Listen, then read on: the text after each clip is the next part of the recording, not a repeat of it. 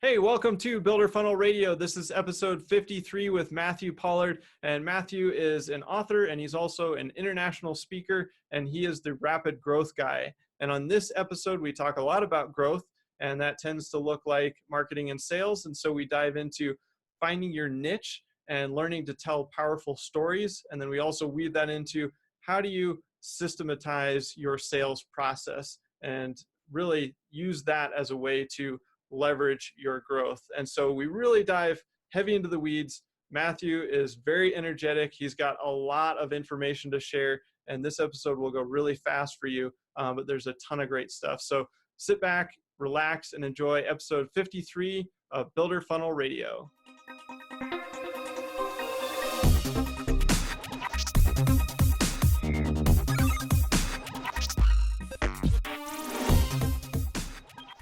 Hey, Matthew, glad to have you on the show today. Mate, I'm ecstatic to be here. Thank you for having me on. Yeah, I'm really ecstatic as well because I've been doing a little bit of research on you, and one of the first things I learned was that you're also an introvert. I definitely am, would consider myself an introvert. I think, when somebody says, hey, do you want to go network and go party? And then it's like, yeah, usually the answer is no. And then if I do, I'm like exhausted after. So I'm excited to kind of unpack that and how it relates to sales. But you're also kind of known as the rapid growth guy. I'm sure it wasn't always that way. So maybe how did you get into the business world? Kind of what was your first start into all this? Yeah, definitely. So, my background, all those kind of stories go together. My backstory is that, I was responsible for 5 multi-million-dollar success stories before I turned 30. And, a lot of people will see me as I am today and they're like, oh, I can see why he's the rapid growth guy. But I had no idea how I was going to get there when I was younger. My really young years, I was 16 when I was diagnosed with this thing called Irlen syndrome. But basically what it meant was I had a reading speed of a 6th grader in late high school. Okay. And magically you put on a pair of glasses and you can see and you can read, but you can't read like everyone else. You get to start learning to read. So for the first couple of years in my, once I got these glasses, I hustled like crazy to get better and better at school. And then, I got into the top 20% of the state, but I have to tell you, that was everything I had. It was all the energy I had. And my family could see that. They kind of knew that if I spent the next couple of years in university, I just wouldn't have made it. Unless I really knew what I wanted. So we all agreed that I was going to take a year off to find myself. Those kids sure. Find themselves. Yeah, go travel, right? well, not in my family. In my family, we didn't grow up well off enough to do that. So I promised my family I'd find a job, and I actually took a job at a real estate agency. Oh, cool. Which sounded great until, less than a couple of weeks into my job, I got told that they're shutting down the office and I'd lost my job. Oh, wow. Which, this was just before Christmas in Australia. So, no one's hiring. We take our summer break and our Christmas break at the same time. You're in business. How many people are you hiring, right? No one. Yeah. So the only job I could find was commission-only sales. And as I was reading speed of a 6th grader. I had horrible acne. I did a presentation at the Texas Builders Association. I've done a couple of, national builders associations. And I put up this photo of me at my sister's wedding with this horrible acne. And I show it for like a second, and then I'm like, and now I'm changing the slide. Yeah. But it took me a long time to develop the confidence to do that. But I felt like people needed to see it, because otherwise people go, oh yeah, but it's easy for you. So there I was, reading speed of a 6th grader in late high school, horrible acne, no confidence, no idea what I wanted to do with myself, just out of a job. And the only jobs I could find were these commission-only sales roles, because that's all that's hiring at Christmas time. I went for a couple of job interviews, and of course I got them all because they're commission only, they hire everybody. The one I did take has this saying, we just throw mud up against the wall and see what sticks. Fun saying until you're the mud, right? Yeah. So I took one of these jobs begrudgingly, and I got promoted into the business team from the interview because I was the only one that showed up in a suit. Like, we're talking a black shine in the sun kind of a suit, lime green shirt, post office red tie, but that's all I had. And they got me into the business team. And day one, I remember I got, after 5 days product training, not a single second of sales training, I get thrown on this road called Sydney Road in Melbourne, Australia, which is just it's 1,000 doors of retail stores on either side. which if you're going to get told no to, why not have far to walk, right? Yeah. So I started, I just went door to door to door. And, the first one, I got told no. I got politely rejected, which was nice. Shortly after that, I got told to get a real job. Then I got sworn at. And, it was tough. I mean, my 93rd door was when I was lucky enough to walk in. And the person actually wanted telecommunications, which is what I was selling. And I made my first $70. Like, I was ecstatic for like 45 seconds until I was like, oh my God, I got to do this again tomorrow and the next day and the next. And for me, that just wasn't okay. So, I mean, I had a reading speed of a sixth grader. I couldn't exactly pick up a Brian Tracy or a Zig Ziglar book, but I convinced myself sales had to be a system. And I think that's what a lot of people kind of get hung up on, that you have to have this gift of gab to be able to sell. It's a natural ability. And I had to believe that it wasn't, or my year was going to suck. And then luckily enough, they had this thing called YouTube out there back then. And it was just coming out and everybody knew it because of the cat videos, right? But, I typed in sales system and some things came up, and then I focused on a different element of the sales process every day. Shortly after that, it was like 45 doors, and then it was 32 doors, and then it was 12 doors, and then it was 8 doors, then it was 3. Like less than 6 weeks in, my manager pulls me into his office. He looked puzzled. I thought I was in trouble. And he's like, Matt, I have to tell you, I'm kind of blown away by this, but you're the number one salesperson in the company, which happened to be the largest sales and marketing company in the Southern Hemisphere. So to put that in perspective, it took 6 weeks from going from scared to sell to teaching, hundreds how to do it. They promoted me into management after that, because anyone that can sell can manage, right? Right. Yeah, of course.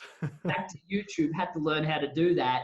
And then, about a year in, I got overconfident. I started my own business. And, my last business was interesting. We were an educational company and we taught tradespeople how to sell.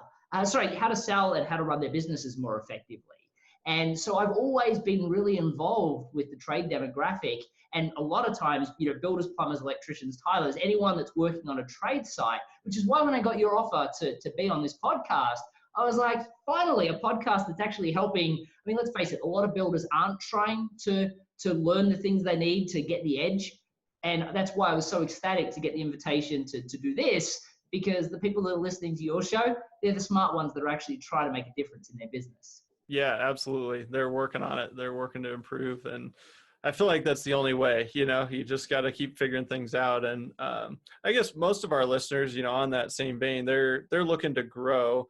And so I'm curious if you had to kind of break down a few components of how you achieve rapid growth, anything come to mind there? Yeah. What's interesting? So teaching builders that sales is a process, like a step-by-step formula that just follow the bouncing ball and it will get to the sale, as opposed to just saying whatever comes out of your mouth, which is what most people in building are saying. And especially the ones that are really hyper-educated in the building trade tend to fill their sales pitches full of jargon. And a lot of times it just goes over people's heads and they struggle to really connect. So I've worked with a lot of, multi-million-dollar custom builders, and they, a lot of times will make their sales pitch too, jargon intensive. They'll talk about all the details the customer doesn't want to hear. They just want to know, a story of someone you worked with that had a great experience and you got a great outcome. So there are a couple of things that I always talk about, or if you talk about my greater rapid growth formula, which is really around the concept of discovering a unified message that excites and inspires prospects to want to know more. So when you go to a networking event, when somebody asks you what you do, you don't say, oh, I'm a builder. And then they go, oh, no, I've already got a house. And now you feel awkward, like you've got to shove something down their throat or explain why you're different, right? Or they say, oh, I'm actually looking at building a house. How much are you per square meter? Which is like the death question, because now you've got to try and avoid that, explain why you're better than everyone else, because you don't want to fight on price. So creating that unified message to get you outside that price conversation is really, really important. Once you do that, you then need to understand a niche. I mean, I see so many builders that they'll do any build, right? They'll focus on whatever build comes up because any build's a good build, right? We just need projects. But in truth, a lot of times the smaller builds, they actually don't make more money off, and it's just 80% of the work that for their entire business. And they're putting a lot more stress on themselves because here's the truth, revenue isn't profit, right? So if you're not making all this profit off them, and you don't a lot of times calculate the time that you spend dealing with their complaints and the issues that they give you. So a lot of times I find that a lot of people are working on any build, they're doing renos, they're doing all these things to try and make more revenue. But a lot of times that's not their profitable clients. It's not the ones that love them the most, and they're not the ones that they do the best service for. And then some people are kind of in that middle band where they're doing, $600,000 to $800,000 builds, and they get that opportunity to work on the $7 million build or the $4 million build, and they're not equipped to do that either, and that's also stressful. So it's like, pick your marketplace, pick your niche, and also you can also have an outcome niche. I've worked with a lot of builders that are really great at woodwork, and they do a wood feature inside the build. I've worked with others that are really good at building around a lake, but think they need to build wherever they're requested, as opposed to just doubling down around what they know really well, and then building that sales system. I worked with a client actually out of Austin, Texas, and she was a builder, and she was actually a female, and so a husband and wife couple, and the husband, they were doing about 6 million in builds, and they were doing really, really well, revenue wise, but profit wise not so well. And she had hired a salesperson to take over the sales of the business because the husband was working really hard on the builds they had. Sure. And that person just wasn't cutting it, wasn't doing it well. And she was super introverted. And I said to her, you can't have this person that's not following any process be in charge of a build. We've got to get them to follow a program. And that person just wouldn't. So I said, why don't you just do it? Her name was Bethany. I said, why don't you just do it? And she's like, well, I'm an introvert. I mean, I could never do that. Plus, let's face it, building's kind of a male-dominated environment, and a lot of people think that they need to speak to a male builder, and that she saw as an issue. I mean, it's not true, but it was one of the issues that she had. Sure. So I helped her understand sales being a process, and she could actually, follow a systematic process, step by step. And one of the things, while sales is a 7-step process, and my publisher hates me when I say this, you don't need to buy my book to know the 7 steps. If you go to theintrovertsedge.com, you can download the first chapter, which includes the full 7-step process. And, while a lot of people fill their first chapter with fluff to try and sell the rest of the book, mine has a full detailed step-by-step process, because I'm on a mission on helping people understand as introverts they can sell. And if you do nothing more than grab that 7-step process, look at what you're currently saying with clients, look at what things that perhaps are out of order by what you're currently saying, and then fit those elements in. If something doesn't fit into one of those steps, by the way, stop saying it to customers. You shouldn't be telling them that. It's the wrong thing to say. And then you'll realize that there are some pretty significant gaps. The first one's going to be around asking great questions, and the other one's going to be around telling great stories. And what I find with builders is if they focus on telling no more than 3 stories that they know really well, that they're their stories, they can really spend their time learning them, perfecting them. And stories are great because people remember 22 times more information when embedded into stories. So all that jargon, if you embed it into stories, people are going to remember a lot more of it. Gives you an advantage over the other 10 people that are quoting. Now, obviously, you don't want to get to a bid process. But stories will also help shorten the sales cycle because, studies out of Princeton show that our brains synchronize when we tell stories because people love them. It's what we've been trained since the dawn of time to really develop relationships and rapport with. So it activates what's called the reticular activating system, which builds natural rapport. So they don't even ask you for a bid. They're like, absolutely, let's work together. And then the other great thing about stories is it short circuits the logical brain and you speak directly to the emotional brain. So because of that, you're given a huge advantage because the logical brain's like, I don't know if that'll work for me. I don't know if I want that. I don't know if you've got the skill set. The emotional brain, when it hears a story, it short circuits the logical brain. It just goes story time and it listens. And it doesn't listen to all the detail. It assumes that as fact. And it listens for the moral, which is, I've worked with someone just like you who had your concerns and we've got them a successful outcome. Or I worked with someone just like you who was looking for the same thing and now they're ecstatically happy. So with Bethany, what we did was we created these 3 feature point stories. One around, that person that wants the best of everything. And then, they always get the quote and they're like, oh, that's too much. So how to, really restrict help them understand a story of somebody that then realized that they could get everything a lot cheaper, by looking at middle of the range stuff that you couldn't tell the difference with, and therefore saved a bunch of money. And that's the whole point of going with a builder that really cares about your bottom line. Also, another story was really around the design build frame, right? So, having the 2 together makes a big difference. And so there were a few stories that we created, and with every builder, it's different. You can, we create these, 3 major stories that really separate them from everybody else. And the benefit of doing that is that the customer listens and goes, wow, this person really understands me. They've worked with people just like me. I get it. Absolutely. I want to work with this person.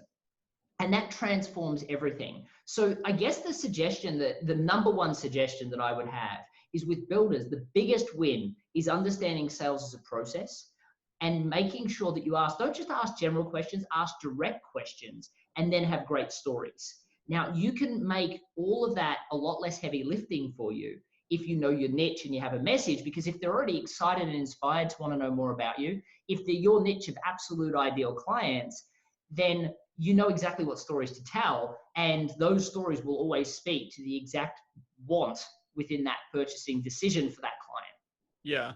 Yeah, that's awesome. And I think there are a few things in there that I want to dive into a little bit more. And one of those is a niche, and that's one of the things that we realized. We didn't start our agency in the niche. We kind of service everybody. As soon as we said, hey, we're going to focus, everything got easier. But I find the same thing with a lot of, builders, remodelers, and, you go to the website and it says, hey, we're a family-owned business, been around for 20 plus years, and we focus on high quality and customer service. And, I look at a lot of those websites, they almost all say the same thing. Some are 30 years, some are 20 years, but if you're been around for 3 months still says they provide quality service. Right, exactly.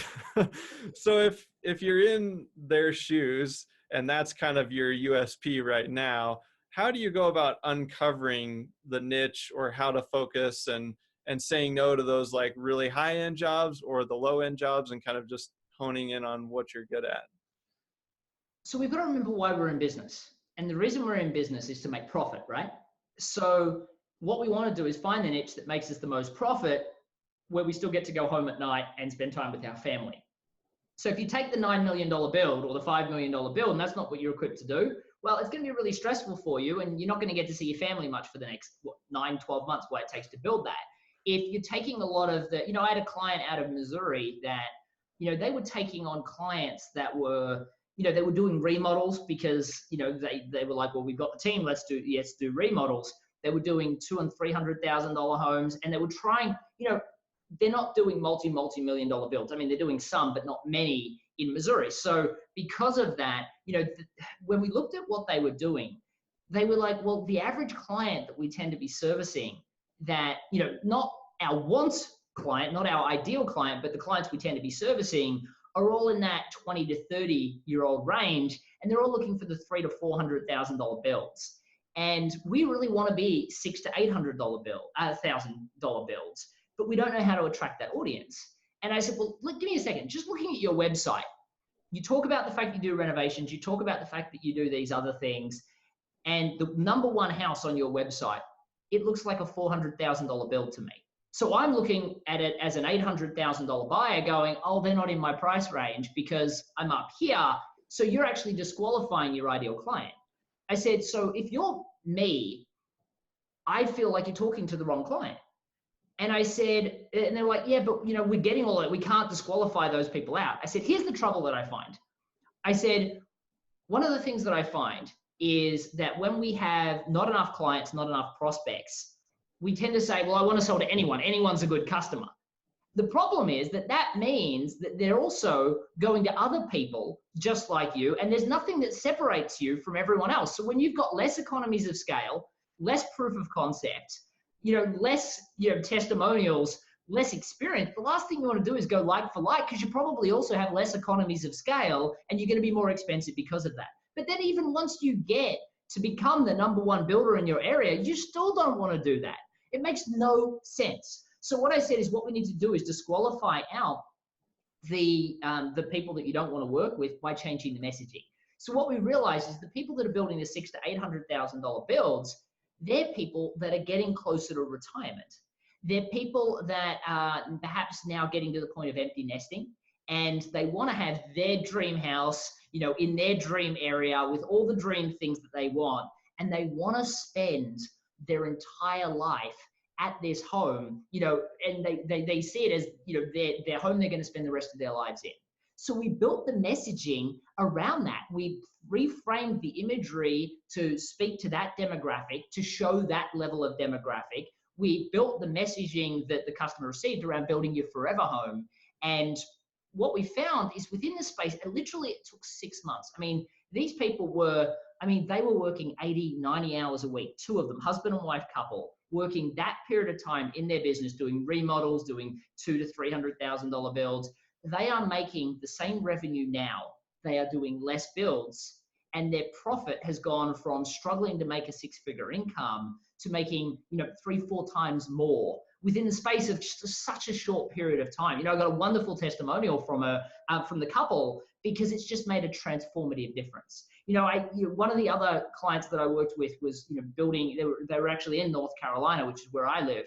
But they were going through the process of trying to work out their messaging, and they were trying to compete with all of these other builders in their area. So they had this broad message that spoke to everyone. And we realized that they specialize in building by this lake. So we built all the branding around that. So what happened was all the luxury builds were being built on that lake, and all of the others, they felt like they had to get business from there because they were losing out some of the deals on the lake. So we built the messaging around their speciality on building on the lake, and then all of a sudden they were the only logical choice in that group. Right. So the framing, the framing really is, and it's really interesting. There's a really good example that I tell quite frequently, which is, most people, they tend to look at examples, they look at their functional skill and they try to build their branding around that. So then they start talking about quality of service and, the fact that they're cheaper price, because what the hell else can you compete on, right? Right. And because of that, they end up competing on price when they are a unique set of, they've got different life experiences, they live in different places, they have got past upbringings, past customers, past experience that perfectly qualifies them to help a specific demographic where they are the only logical choice. It's funny, I worked with a language coach of all things out of California, and, she taught kids and adults Mandarin, and she came to me and she's like, Matt, I'm really struggling. I'm struggling with the fact that there are now other people moving into my area, and I've been charging $50 to $80 an hour for private language tuition for years. And now there are people willing to charge $30 to $40 an hour to get their first clients. There's also, now we live in this global economy, there are people that are willing to charge $12 an hour on Craigslist from China. And now there are free apps. I'll teach you Chinese, you teach me English. Let's not charge anyone anything. It's like, how do I compete against that? And in truth, you can't. What you've got to look at is how you can sidestep altogether. So for Wendy, we looked at what she did with her customers, and of all the customers she worked with, there were 2 specific people she helped with more than just language tuition. These were executives being relocated across to China. And, she helped them with these 3 things. The first one was this concept called Galaxy. Like, for instance, if I tried to sell you something at the end of a 45-minute meeting, if I was a really bad salesperson, I would say, so do you want to move forward? And you would say, yes, no, or everyone's favorite, let me think about it. Or in the building industry, sure, can you send me through a bid, right? And if I was to contact you a week from now and you still said you wanted to think about it, I know my chances of getting that sale are getting less and less. Well, in China, they want to meet with you 5 or 6 times before they even discuss business. They're probably going to want to see you drunk over karaoke once or twice. It's just who they are. And it's because they're talking not 12 or 24-month deals or one project. They're talking 50 to 100-year contracts a lot of time. So it's more important the kind of person that they're doing business with than the term of the contract. She helped them understand also the difference between e-commerce in China and e-commerce in the Western world. And the third, she helped them understand the importance of respect. Like, learning the language is not enough. You've got to try and reduce your accent. It's not important that you sound like them. It's important that you're perceived to be trying. That's respectful. And I said, Wendy, you're doing so much more for these people than just language tuition. What are you doing? She's like, what do you mean? I'm just trying to help. And I said, you're stuck in your functional skill. And this is what I see builders do all the time. When I meet with them, they're always like, there's nothing different about me. I do everything exactly, I've got a little bit more education, but they're thinking so functionally. I said, Wendy, is it fair to assume as a result of the assistance that you're giving these people, they're going to be more successful when they get to China? And she's like, yeah, I mean, that's the point, right? I said, so why don't we call you the China Success Coach? Forget about all these other people you're teaching Mandarin. That's a commoditized marketplace. Let's call you the China Success Coach and forget about teaching Mandarin. Let's create a China Success Intensive. I mean, this ended up being a 5-week program that worked with the spouse, the kids, and the spouse, and anyone that was going in that family unit to be successful when they got there. And then Wendy's like, well, this is great. I love the idea, but who do I sell it to? And I'm like, well, who do you think your client is? And this is the other thing I see with builders. They're just waiting for that inquiry on their website, right? They don't look at building any partnerships or, look for who their ideal client is. For Wendy, I said, well, who do you think your client is? And she said, well, obviously it's the executive. And I said, well, yeah, I was terrified when I moved from Australia to the United States. I get it. They're going to be terrified. These people don't even speak the same language. I said, but it's not your ideal client. She said, well, obviously, the company will pay. So that's the ideal client. I said, yeah, a lot of times they have hundreds of thousands, if not millions of dollars riding on an executive being successful, but it's still not your ideal client. She's like, well, who then? And I said, well, your ideal client's the immigration attorney. She's like, what? I said, think about it. Every time I go to China, you got to get a visa, to work there. I said, so why not just partner with the immigration attorneys? And it's an interesting industry. They'd be lucky. They charge about $5,000 to $7,000 for doing a visa, but they'd be lucky to make about $3,000 after all the paperwork bureaucracy. I said, just offer them $3,000 for a successful introduction. They loved it. They were like, $3,000 for a simple introduction? What would I have to say? And we said, simple. All you got to do is say, congratulations, you've now got your visa. I just want to double check you're as ready as possible to be relocated across to China. And they would say, well, yeah, I think we're good. We got our visa now. Thank you. We got our place sorted. We're learning the language. Kids are getting pretty good at it too. I think we're set. And they just respond with, there's a lot more to it than that. I think you need to speak to the China success coach. And Wendy would then get on the phone with the easiest client in the world. And she charged $30,000 for this program. So minus a $3,000 commission, she made $27,000 for the easiest sale in the world. That is the power of a unified message and understanding your niche, because as soon as you do, you can start to figure out what partners make sense. Now, for builders, every time I speak to someone, it's always, oh, there is no difference between me and the industry, right? There absolutely is. And I've worked with so many builders and spoken in front of so many builder groups. And every single time, with less than 2 or 3 questions worth of interrogation, because they're so stuck on their functional skill, so therefore it has to be service, they forget about the things that make them unique. And within a period of like 3 questions, we come up with some amazing uniqueness.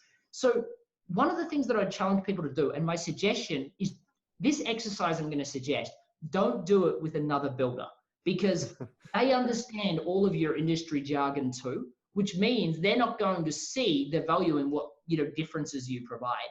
But there is a 5-step template that'll help you create a unified message and discover a niche you're willing to buy clients. You can download it at matthewpollard.com/growth. If you download that, then it'll give you that 5-step process. I did this at the National Freelance Conference. There were plenty of builders in that group. And I said, at the end of 45-minute session, put your hand up if you've now got, a unified message that'll excite and inspire people to want to know more. And you've identified a niche of people that'll pay you what you're worth. Like 97% of the room put their hands up, which sounds great, but remember it was a 45-minute session. And when I said, keep your hands up if this is the most time you spent working on your business in its marketing since you started your business, like 85% of the room kept their hands up. So my suggestion would be download that at matthewpollard.com/growth.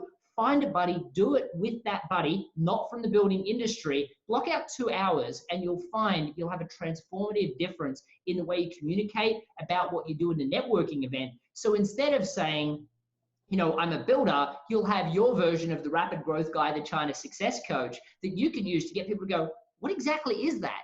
And now you can explain on their invitation, which transitions that energy. Then, if you know your niche, you've gone to the right networking events or you've joint ventured with the right people, and then your stories are going to hit home every single time. And that's why I've seen builders go from, $6 to $18 million in less than 12 months, because they've known their niche, so all their time's not wasted. Every single meeting that they have with a client is speaking to the right ideal client, where they're the only logical choice because their stories have all hit home. So of course they're closing more deals. And everybody that's listening can have that too. They've just got to do, and I know it's hard, stop for a second and really think about their business strategy. Yeah, I love that. That's awesome. And I want to kind of shift gears a little bit and talk about, you were talking about how we get so stuck in the craft and we kind of, all we can see is the functional part of it, I guess. And I like that. And I think it also applies to sales, or sometimes being introverted. You feel like, oh, I'm really good at my craft. I kind of like being alone doing this, this thing, but you realize, oh, now I'm in business. I need to be selling, so I know you have the book, The Introvert's Edge. I'm assuming there's some kind of crossover there into sales and how that can give you an edge. So I'd kind of like to hear from you, for anybody that's listening where they see themselves as like a craftsman or maybe an introvert, but they do have to sell. Like that's how you're going to put money on the table, or food on the table, money in the door, however you say it. But yeah, I guess, what would you tell those folks?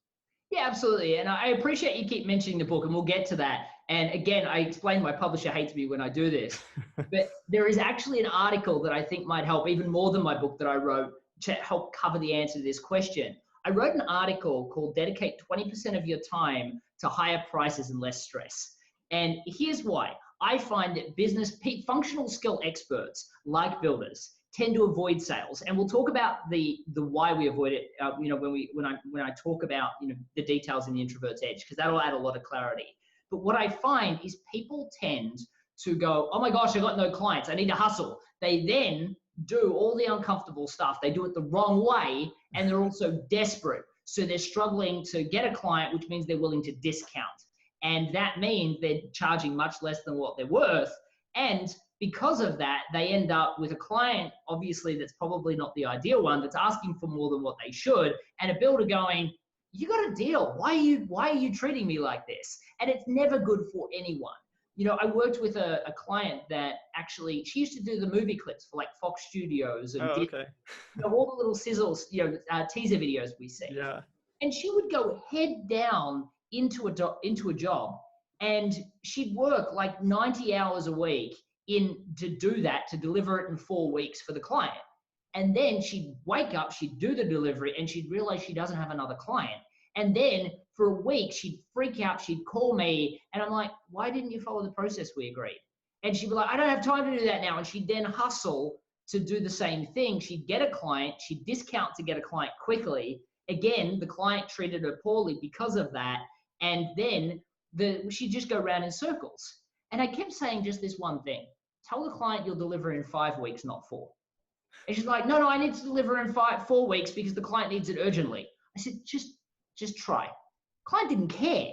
It was her want to go into the functional element. And the deal I made with her is that 1 day a week, she would spend, reaching out to people, speaking to people, using her network, which wasn't even as hardcore of a sale as what she had to do in that week. And that way she'd already done a few proposals. Their timelines weren't a problem because she still was busy for the next couple of weeks. And she'd always have another deal lined up. And funnily enough, within 6 months of doing that, she was charging a fortune more than what she was charging. So for the builders, there's an article that I wrote in CEO magazine, but you can actually access it at my LinkedIn profile. If you go to, I think it's linkedin.com/Matthew Pollard speaker, you can, but just look up Matthew Pollard, POLLARD.com. I've got to learn how to pronounce my American R's still. We'll link it up in the show notes. So, so when you go to that, there's an article that says, dedicate 20% of your time to higher prices and less stress. That is where I would start. But to answer your question around sales, you're right. I mean, most functional skill experts, they either are introverted or they never got into business to be selling. Unfortunately, their business is going to close unless they have an amazing salesperson on their team. Peter Thiel, writer of a book called 0 to 1, has an amazing quote. If you look around your office and all you see is just you and your computer, if you don't see any salespeople, guess what? You're the salesperson, right? So the framing that I would tell you is you have to sell, right? And in truth, even if you're working for someone, you're still selling. You're selling to get the job. You're selling to get promoted. You're selling to get a pay rise. In business for yourself, you just have to do it more frequently. But the good news is, if you don't hide away from it, I had a client, Derek Lewis, that he was the actual person that ghostwrote this book with me. When I met him, he was struggling to make any money, and he was trying to communicate with all his customers via email. And I'm like, Derek, what do you think your clients don't like doing? And he's like, probably writing. And I'm like, so how are you communicating with your clients again? These long, in-depth emails. I'm like, dude, I have to tell you, I wouldn't want to work with you even if you were charging $5 because it was really uncomfortable. He convinced himself that people couldn't afford him, but in truth, they just didn't like the sales process. I mean, this is a guy that struggled to make any money. He made 27 in 2013, 12 in October of 2014. Literally told him to respond to his clients by saying, John, So glad that you reached out. I just checked out your website and I love the things that you're doing. As a matter of fact, I just worked with a client very similar to you and we had an amazing ghost author relationship. However, writing a book like this all comes down to relationship, which is why I like to get on a phone call with you to make sure you and I are a personality fit. Plus, I have a few questions I need to ask before I can give you a specific price. Below is a link to my scheduling app. Look, I look forward to speaking with you soon, right? Simple email. They then booked a phone call following a 7-step process full of stories. I mean, he said they couldn't afford him at $20,000. Within 4 weeks, he'd made a $40,000 sale in a 40-minute phone call. One phone call that booked in. Within 6 weeks, he'd made 80. By the end of the year, he'd made 120. The following year, he made just shy of 300. I mean, this guy made 250,000 last month. So as a business owner, think about the excuses that you give yourself. Like, I'm not a natural salesperson. People can't afford me. Everyone's trying to get the cheapest price. You can't trust the customer, which I hear a lot in the building trade. They say they don't have a budget, but they actually do. No, you haven't told them why having a budget for you is so important. They think price is price per square meter, and we all know in the building trade that is not the case, right? So if they want the job done right, you need to explain why you're the exact right choice. So what we tend to do is we tend to avoid selling because it's uncomfortable, and more so because we don't feel that we can do it. So the whole concept around the introvert's edge, especially now, I'll level with you. The book works for introverts and extroverts. The reason why it works more specifically for introverts is an extrovert loves the fact they can just wing it and they've got that gift of gab. And because of that, they don't gravitate to a system. Now, it would still be more effective if they did follow a system, but they tend not to. An introvert, on the other hand, we know we suck at selling from the start. So because of that, we gravitate to a system. As a matter of fact, we hold on to it for dear life. We're great preparers. And as soon as we realize that it's a system, we become an absolute champion of the system. And one thing that's really helpful is by it being a system, it's external to ourselves. So it's not a personal reflection. We don't feel it as much. But the second thing is, once we use a system to, if somebody asks price too soon, to say, oh, we'll get to that, but we need to ask more questions to understand what they need before we can get to it. But having a process for that. Once we understand all the steps, we can stop our empathy being a disadvantage, and it starts becoming a massive advantage. Also, we're amazing listeners.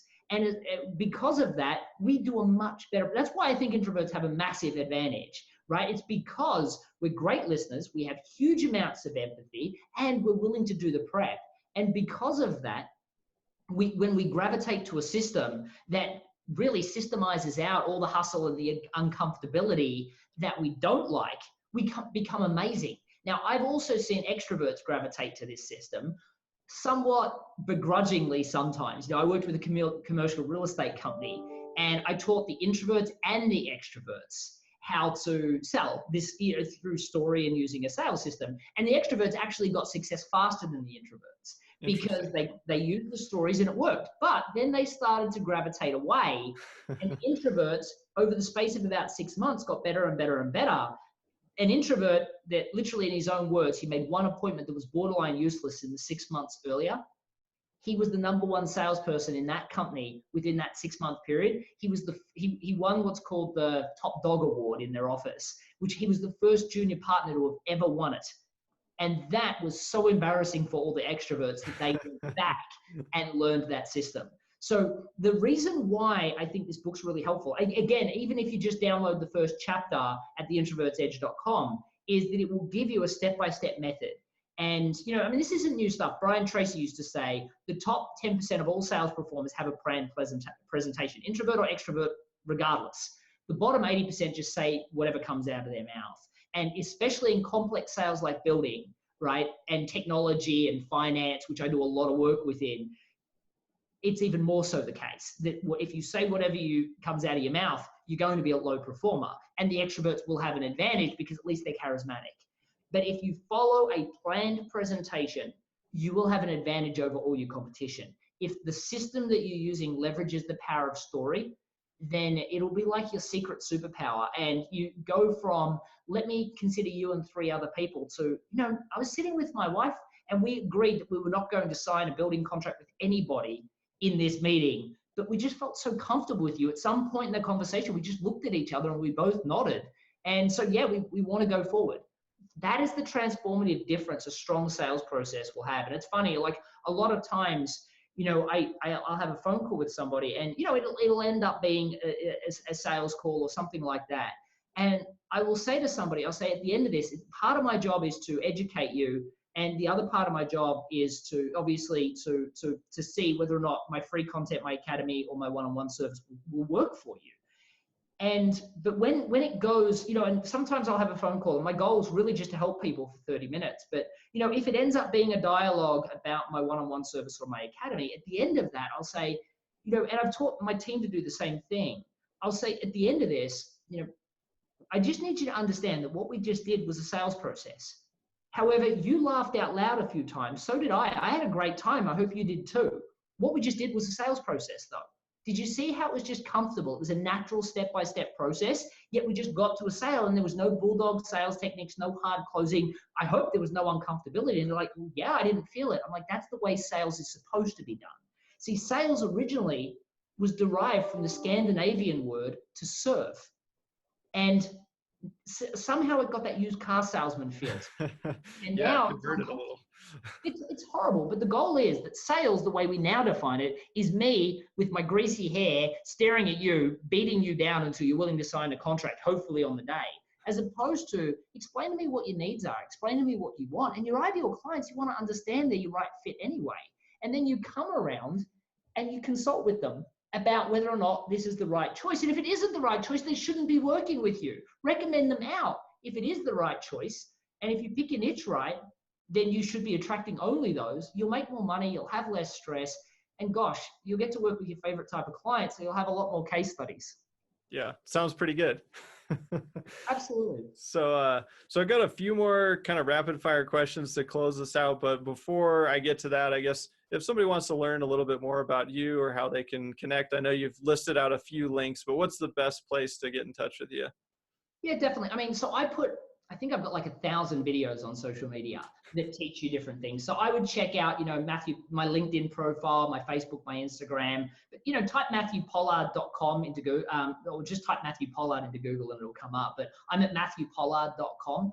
So you can, definitely check out that website. There's a huge amount of, blogs and different pieces of information that I do my best. I mean, because I learned off YouTube, right? So there was so much value given to me for free. I do my best to provide a wealth of knowledge for people for free. But the thing that I always challenge people to do during podcasts like this is to do the legwork themselves. I mean, the first chapter at theintrovertsedge.com will absolutely help you fix that sales process.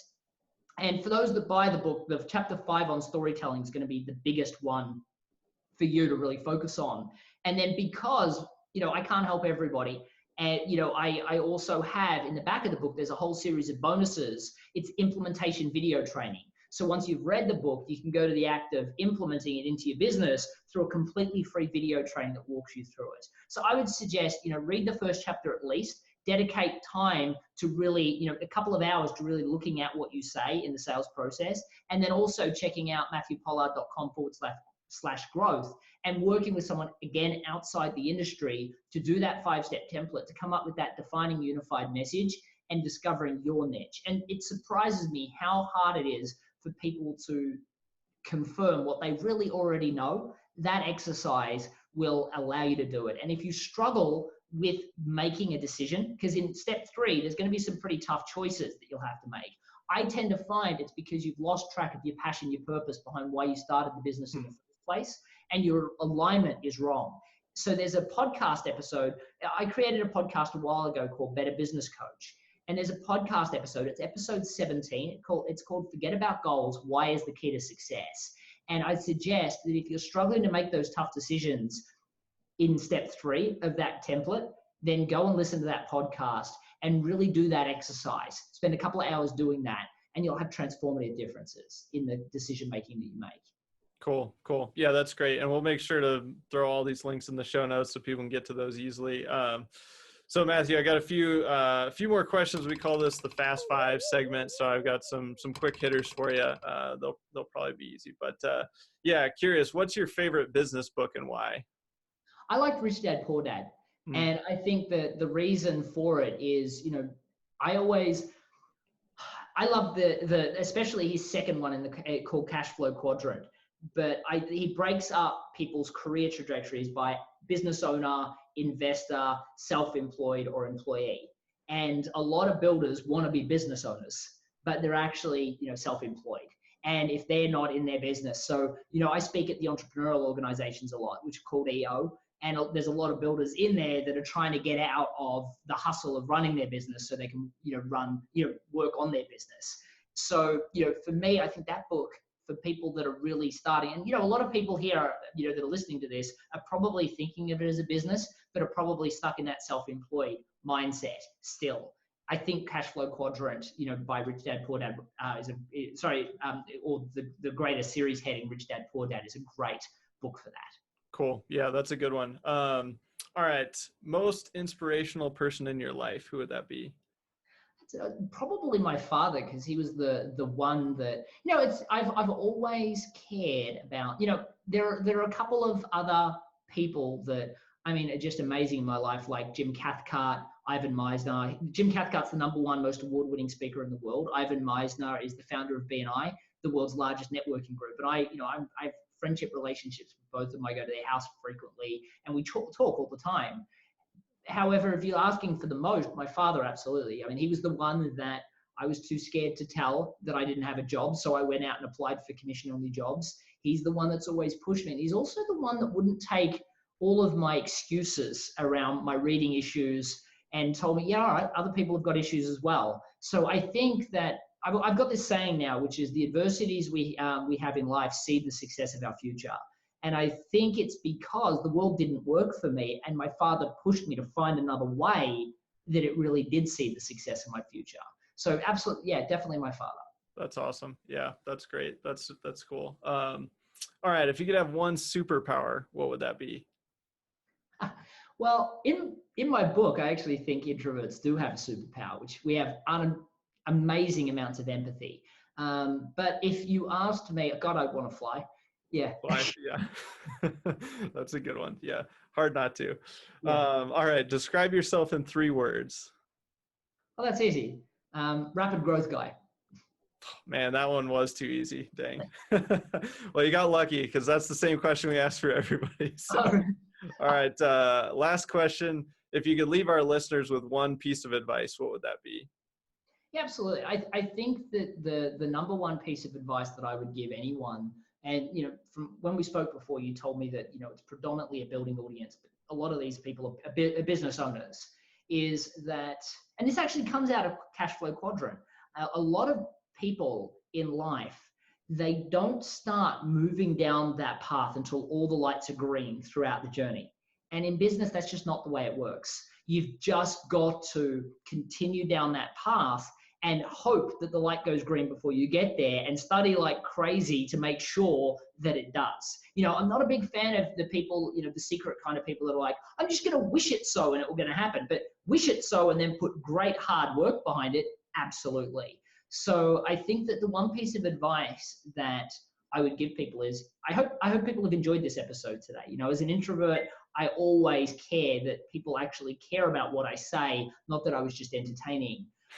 However, the thing that I would suggest to everybody that is listening is this was an absolute pointless experiment of futility, if you like, if you don't actually do those exercises, or if you don't, at least listen to somebody else as a result of this and then work on your business rather than in it. Small business, a lot of times it can be a hamster wheel of just hustling. And every day you tell yourself it's going to get better. And that is the definition of wishing. If you want to get out of the hamster wheel, in truth, in business, you have to have a unified message. You've got to discover a niche of willing to buy clients, because without that, you can't create packaging and pricing that stimulate purchasing behavior, strong stories that work, and you can't be on the right podcast, right?